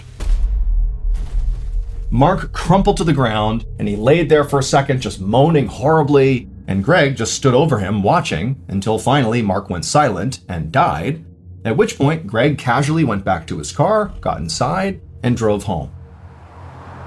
The only time he stopped was to throw his rifle into a nearby river. But once Greg got home, he was overjoyed because he knew the sacred ritual he had just carried out with Mark had been a total success. It had gone exactly to plan. It would turn out Mark Foster was absolutely a member of that religious group, the cult, if you will. Except he was not just a member. He was the cult's leader. And Mark is the one who orchestrated his own death. However, Mark did not view his death as him actually dying. Quite the opposite. We celebrate life as we celebrate death. Death is nothing to be afraid of. Death is a great crossroads, a change in attitude, a change in longitude, a change in the way that we perceive our spirit. When we reach that portal, they'll ring some golden bells. He believed that what he and Greg, his most devout follower, were going to do, this sacred ritual, was after Greg fires the shot into his chest and ends this body's life, that his soul, his consciousness, and his power will be transferred into Greg. Basically, his soul will go into Greg. And Mark believed once this transfer happened, that basically he would be immortal, that his soul would never die. It would stay in Greg and then maybe at some point get transferred to somebody else, but basically he would be here forever. The bizarre note that was found in Mark's shoe, the note that he wrote and stuffed in there, that note was designed to throw police off the trail. He knew that he was having Greg murder him, again for this ritual, but he wanted to make sure Greg didn't get caught. And so he wrote on the note very specifically Jack Frazier and Jimmy Bailey. Those two people he hated. He hated that they had been in past relationships with his wife, and they hated him, and so he figured if he was going to create a scapegoat for his murder, who better than his romantic rivals? They had nothing to do with it. He just named them in that cryptic note to get them in trouble. As for all the pornography and bondage gear that was found inside of Mark's home, well, that all played a role in Mark's cult as well. He was a firm believer that the more sex he had with his followers, often multiple followers at the same time, the more powerful he would become. As for the detective's business cards found on the altar up in the attic, those were very likely placed there by followers of Mark, so members of the cult, in an effort to potentially, thwart their efforts to solve the case. They might have believed that by placing those on there and performing various rituals, that somehow would prevent them from solving the case. We don't know for sure. That's the theory around why they were there, but obviously that didn't work. Greg Freisner would ultimately be found guilty for playing a role in Mark's death. He obviously was the trigger man, and so he was sentenced to 10 years in prison. As for Mark's wife, although she definitely knew about the cult and may have been a participant, there was never any evidence that actually connected her to Mark's murder, and so she was never charged with any crime. In 1989, 22-year-old Eloise Lindsay was a fresh college graduate, and she was at a crossroads in her life because even though she just earned her degree, she really didn't know what she wanted to do with her life. And because she was an experienced backpacker, she thought a good way to, kind of get her life together would be to go on a sort of retreat, go out into the woods, go out into nature, and kind of find herself. So she had planned this very detailed 43.3-mile hike along the Appalachian Trail, starting in South Carolina, where the first 7 days of the hike, she would be totally on her own. And then at the 7-day mark, she would meet up with a friend at a particular rendezvous point. Her friend would give her resupplies and would be her companion for the rest of the hike. When Eloise told her parents what her plans were, they were not concerned for her safety because she was an experienced backpacker. She had made trips like this before. And so they said, great, we'll see you when you get back. So on November 4th, Eloise sets out to begin her journey down the Appalachian Trail. And the first couple of days of her hike were great. The weather was beautiful, the scenery was amazing, and she had all this time to just kind of be by herself and look internal and think hard about what she wanted to do with her life. But on the third day, when she woke up, she was sleeping inside of a tent she had camped just off the trail. She woke up and she had this intense sense of dread. She couldn't really place where it was coming from, but she knew something was wrong, and she's kind of doing inventory of her life, like, what did I forget? Is there something that I'm just not thinking about right now? But she kind of pushes it aside mentally and thinks, okay, you know what? I'm just going to pack up my campsite here and get hiking, and I'm bound to, come up with what it is that's making me feel this way. So she gets out of her tent and she begins packing up her campsite, and she's looking out, kind of scanning the tree line, not because she was looking for anything, but just because she happened to be looking out. And she could have sworn that she saw a man standing, 30, 40 feet away behind a tree. And she kind of did a double take and was staring at him. It's, it's broad daylight, it's the morning, and they're near a trail. So it isn't like unbelievable that there might be someone near her at that very moment. But she kind of did a double take and she looked at them again, and this person was gone. And she stood there for a minute, just kind of looking in the direction of where she had seen this guy, wondering, is my mind playing tricks on me? Did I really see someone there? Why aren't they showing themselves again? If there was someone there, they clearly must have just been looking at me. Why aren't they, poking their heads out again to communicate with me in some way? We're out in the middle of nowhere. We should be talking to each other. But the guy never shows himself again. And so as she's standing there wondering what she should do, she isn't ready to yell out to this person because there's part of her that's a little bit nervous about yelling out to some stranger in the middle of the woods. But she starts to get this really intense feeling that she's being watched. And it feels an awful lot like the sense of dread she had while she was in the tent. And she's starting to wonder, are my instincts or is my sixth sense picking up that I'm being watched? Like there's some predator out there looking at me right now? And even though she has no way of knowing if that's actually true, she's alone in the middle of the woods. And even though she's experienced, she can't help but feel really vulnerable. And because this guy is just not showing himself again, she feels a little bit threatened. And so she begins to panic and she starts packing up all of her stuff as quickly as she can. And as soon as she can, she takes off down the trail away from that guy she saw in the woods. As she was walking down this trail, she couldn't help but think someone was right behind her. And she kept turning around to see if this person or whoever it was behind her, and no one was ever there. But this visceral feeling that she was being watched, that sense of dread she had, it just was not going away. And so she started walking faster and faster. Before long, she was running. And she's realizing that she's in a section of the Appalachian Trail that's very remote. She's not near civilization. She's not near her next rendezvous point. And so she's thinking to herself, I need to get off this trail. I need to get to a road. I need to get away from here as soon as I possibly can. And so her options were to continue on this trail for several miles, and it would probably take her until well into the night before she was going to reach civilization, or she could take a shortcut. Because she believed there was a road that was running parallel to her trail, but it was way down the mountain. It would require leaving the trail and basically cutting through the wilderness to get down to this road, but she was pretty confident it was right down there. And because this threat of this person or thing following her was so intense for her, she decided to leave the trail. She couldn't stand the idea of having to spend another night out in the middle of the woods with this person stalking her. And so she walks up the trail and starts running down the mountain. It wasn't long before she started to hear audible sounds coming from what she believed to be this person that was following her. And she would turn around and there'd be no one there. And then she started to walk, trying to listen as she's walking, and she would hear footsteps far away from her, and she'd turn and there'd be nobody there, but she was certain someone was following her, someone was stalking her. And the sounds that were coming out of this person, this animal, whatever it was, they sounded like, a deep male voice, but you couldn't recognize if it was a language of some kind. It just sounded more like a grunt or a yell of some kind.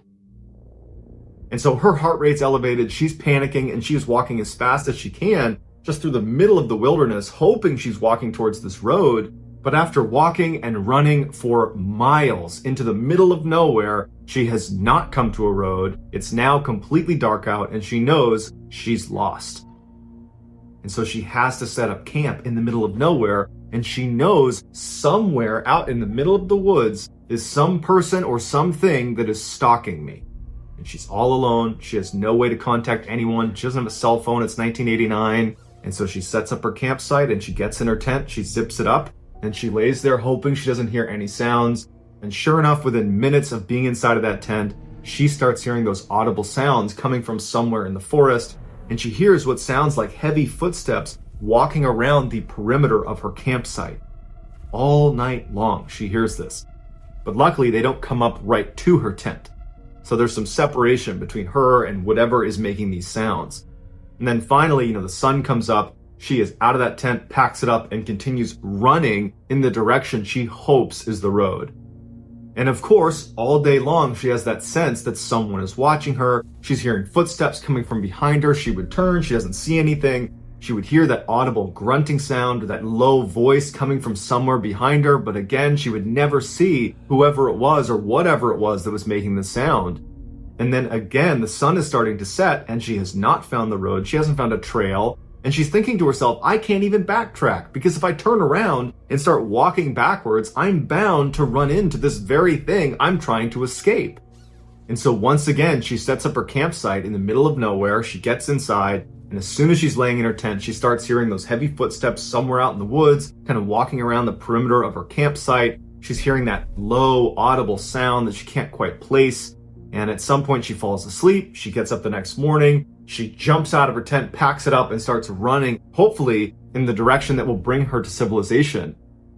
A couple days later, when Eloise was supposed to meet her friend on the trail at the 7-day mark, and they were going to finish the hike together, well, Eloise doesn't show up. But after several hours, when Eloise did not show up, her friend left the trail and contacted authorities and filed a missing person report. And the police would launch this massive search for Eloise along the stretch of the Appalachian Trail where she had said she would be. And for the next 14 days, hundreds of police and volunteers and helicopters are scouring this area, and there's no sign of Eloise. And so after 14 days from the time her friend filed the missing person report, the police had to turn the search off, and they say, look, we can't find her.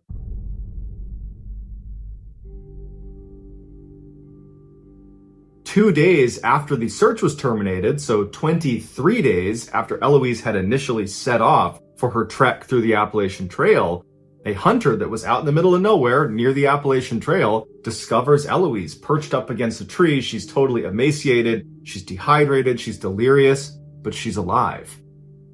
At first, she was terrified of the hunter because she believed the hunter was this person that had been following her. But when she realized he was there to help, she went with him. She was brought back and brought to a hospital, and she was checked out. And besides being dehydrated and, emaciated, she was okay. And she would detail in multiple interviews and in her official statement that she had been chased for the past almost 3 weeks in the middle of the woods, and she doesn't know who it was or why they were chasing her.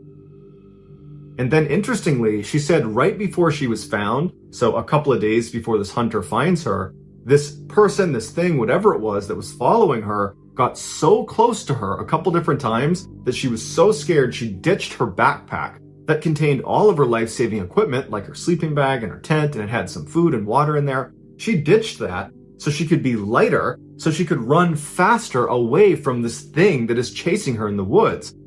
So you gotta figure, you gotta be at such a high level of fear that you're prepared to ditch the one thing you really require to survive out in the wilderness, which was her pack full of supplies.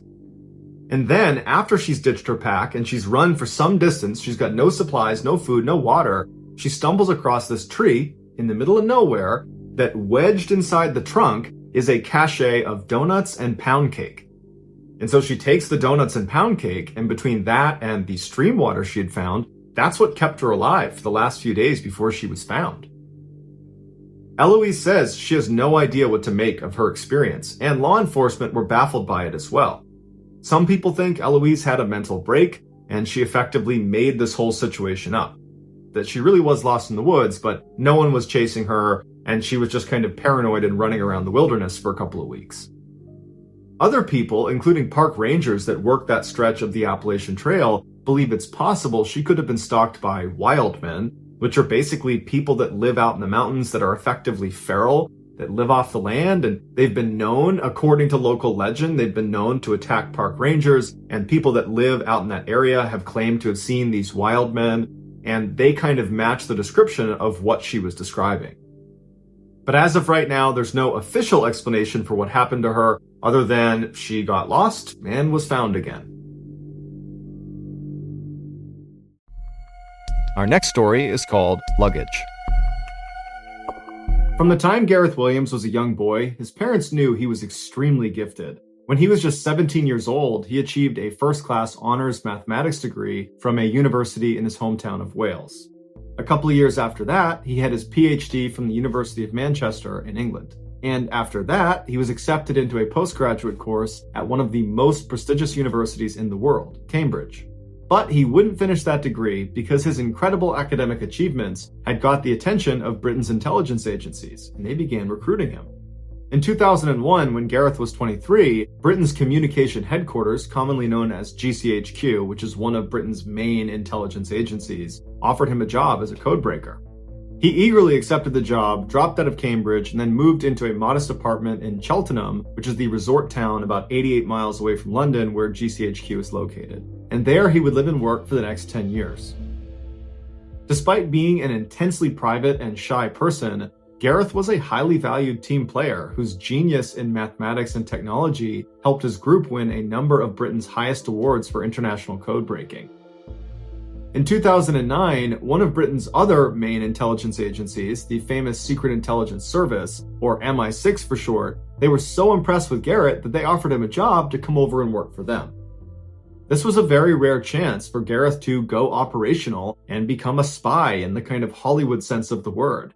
He would effectively become a real-life James Bond, and so he jumped at the chance. But shortly after taking the job and moving to London, he regretted his decision. He hated the intense competitiveness within MI6, the flashy cars and flashy lifestyles, and the pressure to go out and party with your coworkers every weekend. Gareth just wanted to do his job and then be left alone. At GCHQ, nobody cared he felt that way. But at MI6, this behavior made him an outsider. Before he left MI6, he took his annual 2-week vacation. But when the vacation was over, he didn't come back to work at his office in London. And for some reason, MI6 never checked in on him to see where he was. It wasn't until his sister called police after not hearing from him that anybody looked into his disappearance. On August 23rd, a uniformed officer went to Gareth's apartment in London to do a welfare check. After knocking on the door and not getting an answer from Gareth, the officer got the key to the apartment from the landlord and went inside. He yelled out for Gareth. There was no sign of him on the first floor. He went upstairs to see if maybe Gareth was up there. He's yelling for him the whole way as he's going up. He gets to the second floor. There's nobody up there, but there's a closed door. And what he finds on the other side of that closed door would make international headlines for weeks. When he opened the door, he walked into a bathroom, and there was nothing unusual about the bathroom, except in the bathtub there was this big red duffel bag. And inside of that duffel bag was the badly decomposed body of Gareth Williams. The zipper of the bag was padlocked shut on the outside, and the key to this padlock was underneath Gareth's body inside of the bag. There were no fingerprints on the rim or inside the bathtub. There were also no fingerprints on the bag itself, or on the two zippers, or on the padlock, or on the keys. Gareth's iPhone had been found nearby sitting on a table, and it had been factory reset. And later, investigators would determine it had been reset on August 15th, which was the last day Gareth was seen on CCTV footage, and it was also the day that they believe he died.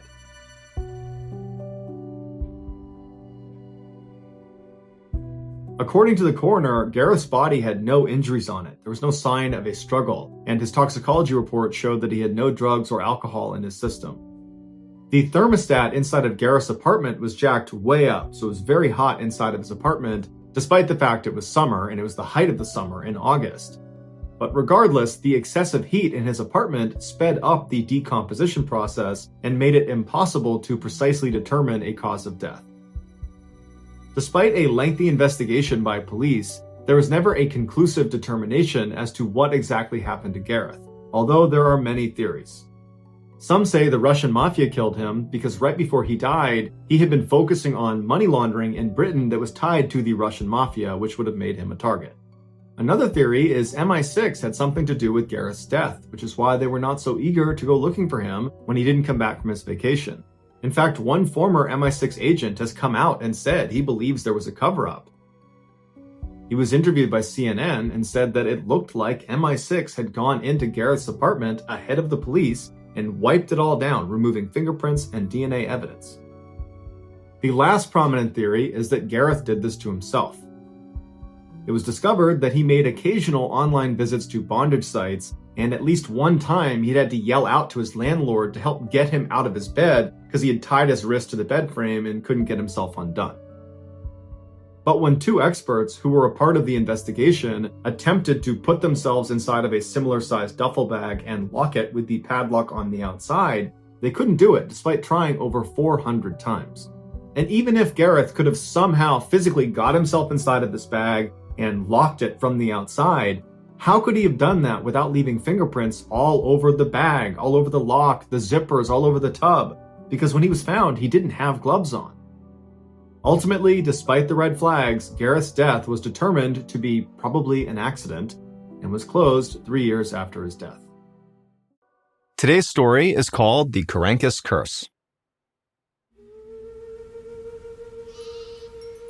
It was a chilly morning on September 15th, 2007.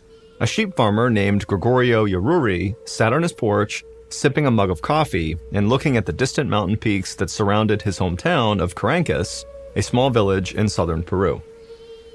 It was silent except for the sheep bleating in the pasture. Then Gregorio heard a low sound, like a hum. At first, the noise was faint, and it sounded like it was coming from miles away. Then the hum grew louder, and the coffee in his mug started to vibrate. A moment later, pebbles on the ground surrounding his porch began to shake as the hum turned into a roar. Alarmed, Gregorio set down his mug and leaped down into the yard. He looked around, trying to figure out if the noise was human-made or maybe an earthquake. He covered his ears as the hum roared to a deafening scream. Then he spotted something small and orange streaking through the sky. An instant later, a sonic boom whipped across the valley, shattering a window in Gregorio's house. He was thrown onto his back and he rolled a few times before steadying himself in the dirt. Noises began to erupt all across the plain. Gregorio could hear dogs howling and shouts coming from some of the neighboring farms. Gregorio was bracing himself for something else to happen, but the sky above him was bright blue again. So he stood up, feeling totally shell-shocked, as he brushed the dust from his pants. He scanned the horizon for some clue as to what had caused this explosion. In the distance, he could see a plume of thick black smoke rising 100 feet into the air. At first, Gregorio was filled with dread. Then, a sense of determination swelled up inside of him. He needed to know what had just fallen from the sky. He ran for the bicycle he kept leaning up against the side of his house. He brushed the glass shards from his broken window off the seat, and then he hopped on and he set his feet on the pedals and took off towards the tower of smoke.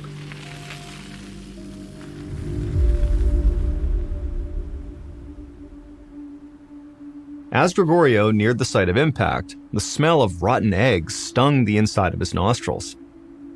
He pulled over just long enough to grab his bandana out of his back pocket and tie it around his face to block the smell. About 100 feet from the tower of smoke, he noticed red dust covering the ground. The closer he got, the thicker the blanket of dust seemed to be. When he finally reached the base of the smoke plume, he rubbed the dust with his feet. It appeared to be clay that had been kicked up by the crash. The smoke was so thick, he still couldn't tell what had impacted the ground. But whatever it was, it had created what appeared to be a huge crater in the ground. The column of smoke was emerging from a hole about 50 feet across. It really looked like someone had just detonated a bomb there. A few minutes later, the smoke started thinning out, and Gregorio could finally see into this crater. He walked up to the edge, and his eyes widened from a combination of fear and wonder. The crater was filled with a dark green liquid.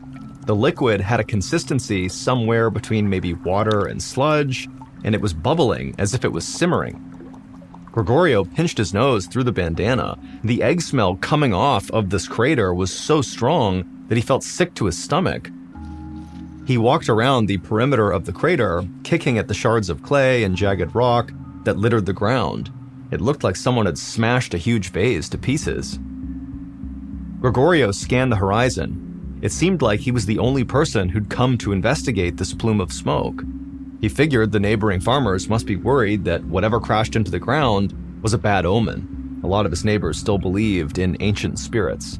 But after a while, it struck Gregorio as kind of odd that not even an emergency vehicle had come out to survey the scene. Something had just shot out of the sky and smashed into the earth.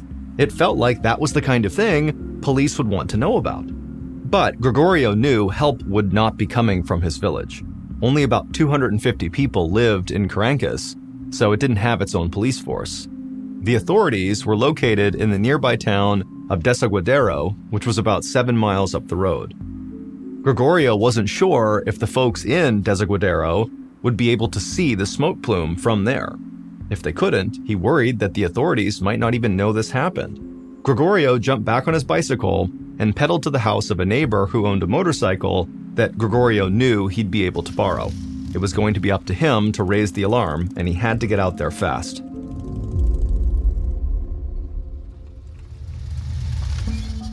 About 20 minutes later, Gregorio parked his borrowed motorcycle in front of the police station in Desaguadero and then walked inside. He was greeted by a tired-looking receptionist with the phone pressed to her ear. It seemed like she'd been talking to people for hours. 3 deputies were talking loudly about an airstrike. It took a minute for Gregorio to realize what was going on. The police did know about this explosion. One of them had seen the orange streak in the sky, but they thought that Caracas had actually been struck by a missile. Gregorio waved down one of the officers and explained he had seen a crater filled with this green ooze that smelled terrible. The officer disappeared into a back room for a moment, and then he returned with the chief of police. They asked if Gregorio could lead them to the crash site. Gregorio agreed. Soon, he was back on his neighbor's motorcycle, leading police cars along the 7-mile road back to the Caracas countryside. As the crash site came into view, Gregorio could see people moving around the rim of the crater. As he drew even closer, he realized that dozens of villagers from Caracas had come to see what had caused the smoke. He guessed that when the black plume of smoke had dissipated, the neighbors figured it was now safe to come take a look. Gregorio pulled over his motorcycle about 20 yards from the crater and dismounted. The police cars fanned out around him. As policemen approached the perimeter of the crater, Gregorio noticed his neighbors picking up rock fragments as souvenirs and pointing at the green liquid at the bottom of the massive hole. Gregorio overheard a nearby couple speculate that maybe this was the result of a missile strike from Peru's neighbor and rival, Chile. One teenage boy was talking excitedly, telling his friends they were probably just attacked by a UFO. An old woman, who Gregorio assumed was the boy's grandmother, told him to be quiet. This was clearly a sign of bad things to come, a curse sent by the spirits. She sounded terrified. Gregorio did not find any of these theories very convincing. However, he wasn't ready to offer any of his own. But the strange explosion had him just as curious as his neighbors. He picked up a shard of deep red rock near his feet and slipped it into his coat pocket, just as another car pulled onto the scene. Gregorio recognized the mayor of Caracas, Maximiliano Trujillo. Mayor Trujillo stepped out of the back seat, squinting in the sunlight. The mayor walked toward the crater, looking stunned. He stopped right next to Gregorio and asked what happened. Gregorio just shrugged, still in disbelief. Straight ahead of them, a pile of black rocks were smoking at the edge of the crater. The mayor's eyes widened when he saw them, and he began walking toward the crater to get a better look. By late afternoon, hundreds of people had gathered at the crash site. Gregorio stood near the front of the crowd, hoping that if he stuck around long enough, the police might announce what had caused this explosion. As the sun started to set, the smell of rotten eggs returned. It was faint, but pungent. Gregorio's eyes began to water. He pulled his bandana back up over his face, but that didn't work anymore. The smell was giving him a headache. A few minutes later, a short woman standing near Gregorio leaned over and began vomiting, and she wasn't the only one. People all around the crater were starting to get sick. Between the rotten smell coming off the green sludge and now the vomit, the air around the crater was now so thick that Gregorio thought he might faint. He fought his way through the crowd back to his motorcycle and sped off towards home, sucking in the fresh air as he went. When he walked through his front door, his phone was ringing. It was his son, who had moved about 6 hours away for a job after he had graduated school. As Gregorio told him about the afternoon's excitement, he took the rock out of his pocket and he laid it on the kitchen table. He began to describe its deep red color, but his son cut him off. He begged Gregorio not to touch it. If Carancas was attacked by a missile, then this red rock could very likely be radioactive. Gregorio remembered the people getting sick at the crater. He felt a surge of anxiety, and he covered the rock with a dish towel. If his son was right, half the town was now vulnerable, and Gregorio spent more time at the crater than anyone else. Panicked, he hung up on his son and ran outside to hose himself off. He didn't know how much it would help, but he had to do something. He spent the rest of the evening feeling totally anxious, until finally he managed to fall asleep.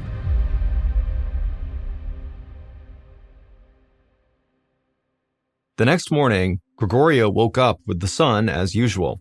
He still felt a bit queasy, but no worse than the night before. He breathed a big sigh of relief, because he figured that radiation poisoning would have made him feel a lot sicker by now, and so probably he was in the clear. As the sunrise turned the sky a vivid pink, Gregorio walked out of his house towards the sheep pen. He grabbed tufts of hay and dried grass and scattered them on the ground, and the sheep came running over to graze. Gregorio watched until one of the sheep picked its head up and ambled away.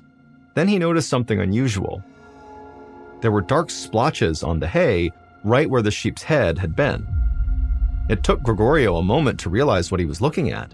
He walked over and grabbed the sheep that had ambled off, and he lifted its head up, and blood was trickling out of its nose. Then he looked at the ground. Another splotch of blood stained the hay beneath his feet. As he walked the length of the pen, he found drops of blood spattered all over the ground. Gregorio rushed inside and called his vet, expecting to leave a voicemail since it was still early, but to his surprise, the vet actually picked up. He sounded wide awake, like he'd already been up for hours. He said that he'd been getting calls all morning. Livestock across Carancas were getting sick.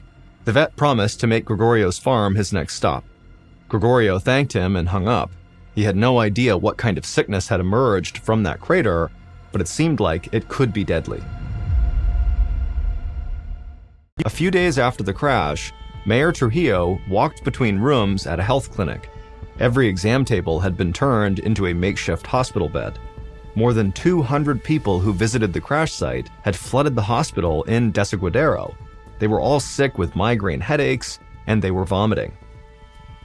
The hospital got so overwhelmed with patients, they diverted people to smaller health clinics throughout the city, which were now acting as satellite operations. Mayor Trujillo had called the Red Cross to help administer care in these satellite clinics, but now even the clinics were completely full. The smell inside the packed clinic was terrible. People were retching and crying. To the mayor, it felt like he was walking through a war zone. Thankfully, he'd received confirmation that morning from the authorities in Lima, the capital of Peru, that Carancas had not been attacked by a missile. In fact, scientists said that the crater had been caused by a meteorite. Mayor Trujillo was relieved that they were not under attack, but a mystery remained. Nobody knew why people were now getting sick. Meteorites had never been known to have that kind of effect. Specialists were flying out from Lima to investigate further. Mayor Trujillo moved through the crowd of patients in the waiting room, trying his best to reassure them. He stopped by a Red Cross doctor who was tending to a small elderly woman on a folding chair. The mayor greeted the old woman and then thanked the doctor for traveling all this way to Desaguadero. The doctor stood upright, looking tired but hopeful. He explained that all the patients' blood work was coming back normal. He didn't know why they were sick, but judging from their symptoms, he said everyone should make a full recovery in a few days. Trujillo smiled with relief, but the old woman hissed and called the doctor a liar. Many of the patients around her nodded in agreement, eyeing the doctor like he was in on some big conspiracy. He heard them muttering about evil spirits causing this disaster. Trujillo knew that many villagers believed the meteorite was a curse from the ancient spirits, and because of that, many had refused to listen to the Red Cross doctors and aid workers. To Trujillo, this was the problem with people of the Carancas region. Outsiders never came to the area, so many of the villagers didn't trust them. Trujillo knew that Carancas was not cursed. He just needed to find a way to get his people to listen. Then an idea struck. Maybe he could get them to believe the science with the help of someone who could appease the spirits. Trujillo left the health clinic, climbed into his car, and drove the 7 miles to Carancas. The small village, nestled in the shadows of snow-capped mountains, was eerily quiet and deserted. As the mayor slowly drove through the narrow and winding streets, he could see people peering out their windows. Normally, they'd come outside to wave hello, but now it seemed like they were terrified of leaving their homes. A few minutes later, Trujillo pulled up to a small adobe house with a thatched roof. It belonged to the local shaman, a man the mayor had long respected for his wisdom. Everybody in town trusted the shaman, and Trujillo hoped he could bring some calm to the community. Trujillo stepped out of his car, and he was pleased to see that the shaman came out of his house to greet him.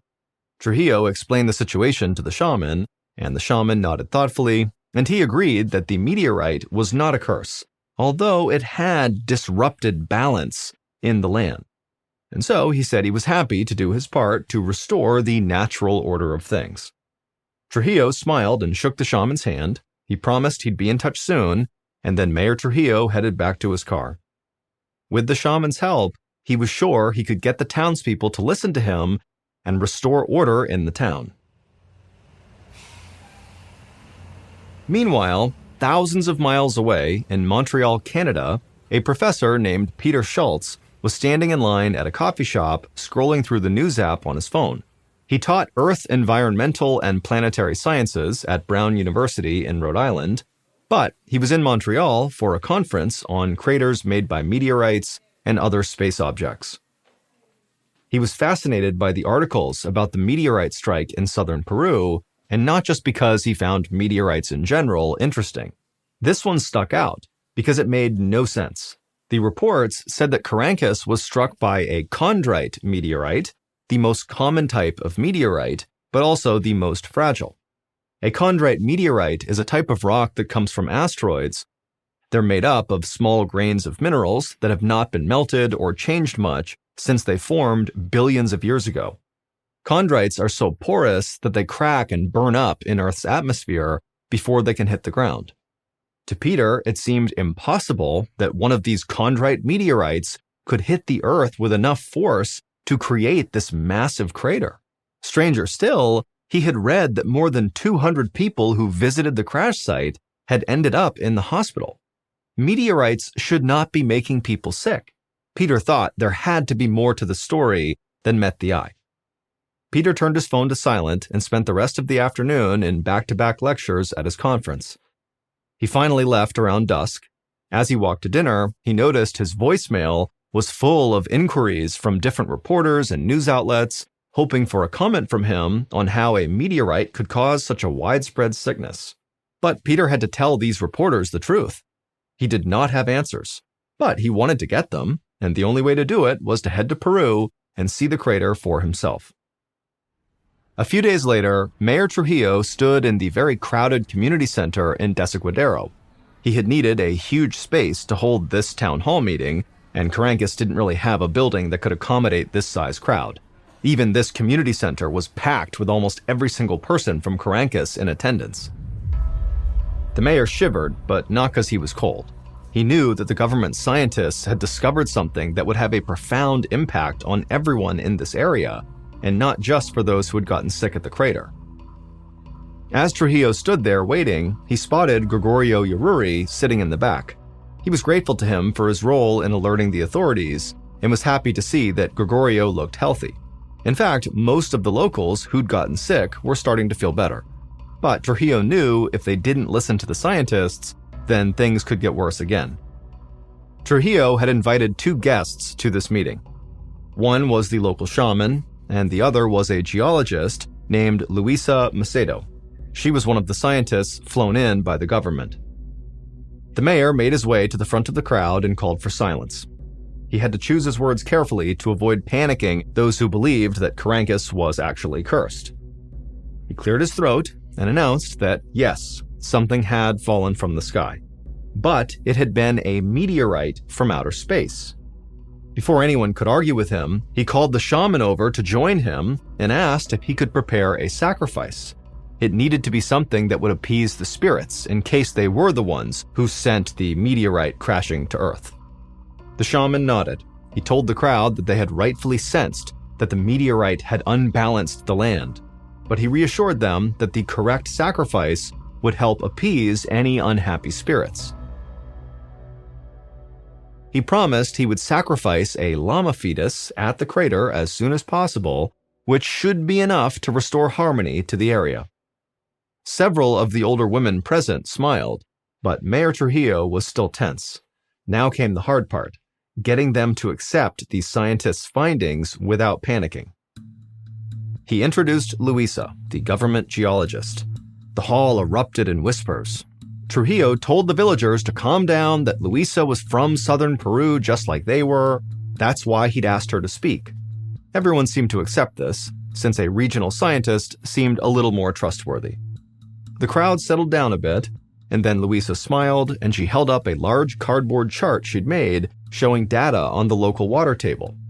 Trujillo held his breath, worried she was making things more complicated. Instead, the crowd pushed in to get a better look at what she had. Luisa explained that she and her team weren't totally sure what was making so many people and livestock sick, but they had a strong theory. The day that she and her team had arrived in town, they'd gone to the crash site and collected samples from different parts of the area. They also tested the groundwater at the bottom of the crater. Mayor Trujillo saw Luisa hesitate for a moment and then continue. She said that her team found that the water contained dangerous levels of arsenic, a deadly poison. The crowd erupted in murmurs of alarm. As Trujillo looked around the room, he wasn't surprised by everyone's reaction. When he first heard Luisa's theory, he'd been stunned too, but he needed the crowd to listen. Their lives depended on what Luisa had to say. Trujillo raised his hands and called for order, and after a few seconds, the townspeople did quiet down, and he told them to continue to listen to Luisa. Luisa nodded and then explained that when the meteorite hit Carancas, the shockwave caused the groundwater to heat up and vaporize. This caused the air to fill with a fine mist of arsenic vapor. Everyone who had gone to see the crater got sick because they had inhaled that vapor. After hearing what she had to say, the crowd became agitated again and started shouting questions. Mayor Trujillo saw Gregorio in the back, trying to be heard, and so Trujillo demanded everyone be quiet, and he pointed at Gregorio and asked him to speak. Gregorio, the sheep farmer, stood up and politely asked Luisa if that meant their drinking water was contaminated too. Luisa stayed silent for a moment. Trujillo could tell she was carefully thinking about what to say next. Finally, she nodded and said that although they did need to do more testing, it was very likely. In fact, most likely, their water supply had been contaminated for years, making the people less healthy and more vulnerable to deadly diseases like cancer, heart disease, and diabetes. And so until they knew for sure, Luisa advised the crowd to just drink bottled water. Gregorio was alarmed by what he heard, but he thanked her and sat down. Everyone else seemed totally stunned into silence by Luisa's explanation. First the meteor hit, making people sick. Now they learned their water was contaminated all along. Trujillo knew it was frightening, but at least they knew what they were dealing with. After answering more questions, Luisa wrapped up her remarks and walked off the stage. But as she headed toward him, Mayor Trujillo noticed that the scientist looked anxious. He pulled her aside and asked if everything was okay. Luisa shook her head and told him that something still didn't make sense. She was confident that the sickness had been caused by arsenic gas from the meteorite impact, but she had not actually proven that. no scientists had detected arsenic in the air around the crater. That was a theory. In fact, she didn't understand how the meteorite could have gotten hot enough to create this toxic arsenic vapor. Louisa explained that meteorites are usually freezing when they impact Earth, even though they may look like they're on fire. That's because space is extremely cold, with an average temperature of negative 454 degrees Fahrenheit. The friction caused by entering Earth's atmosphere would have heated it up a little bit, but not enough to boil water and turn it into a mist.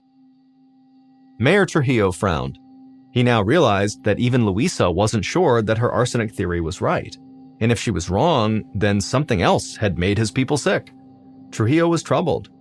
But he had a more immediate challenge, making sure the local drinking water was safe. It was up to the scientists to figure out whether arsenic vapor or something else had caused the mass sickness. Until they figured it out, Trujillo knew he would not sleep well.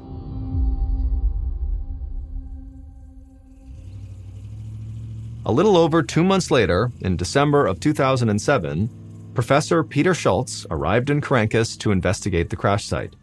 On a dry and sunny day, he drove through the winding roads of the rugged countryside until he reached the crater. Even though the rainy season had nearly filled it with water, he was struck by how massive it was. Peter had heard about Luisa Macedo's discovery of arsenic in the water. There was no debate that there was arsenic in the water itself, but so far, nobody had been able to explain how, or even if, arsenic got into the air.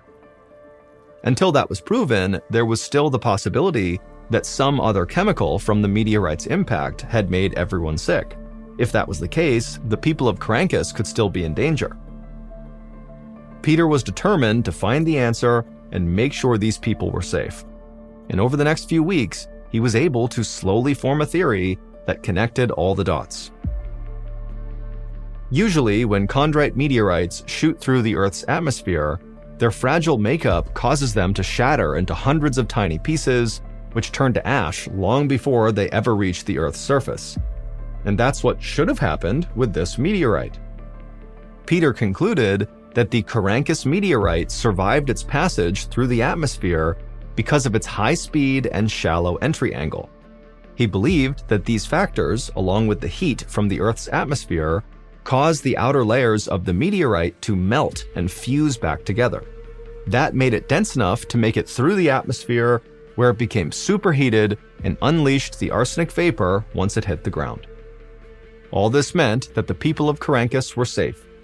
It was the meteorite and not some other unidentified danger that heated up the arsenic-laced water and turned it into vapor. Thankfully, the damage caused by the meteorite's impact was not permanent. All the people who'd gotten sick, including Gregorio Yaruri, made a full recovery, and so did all the animals.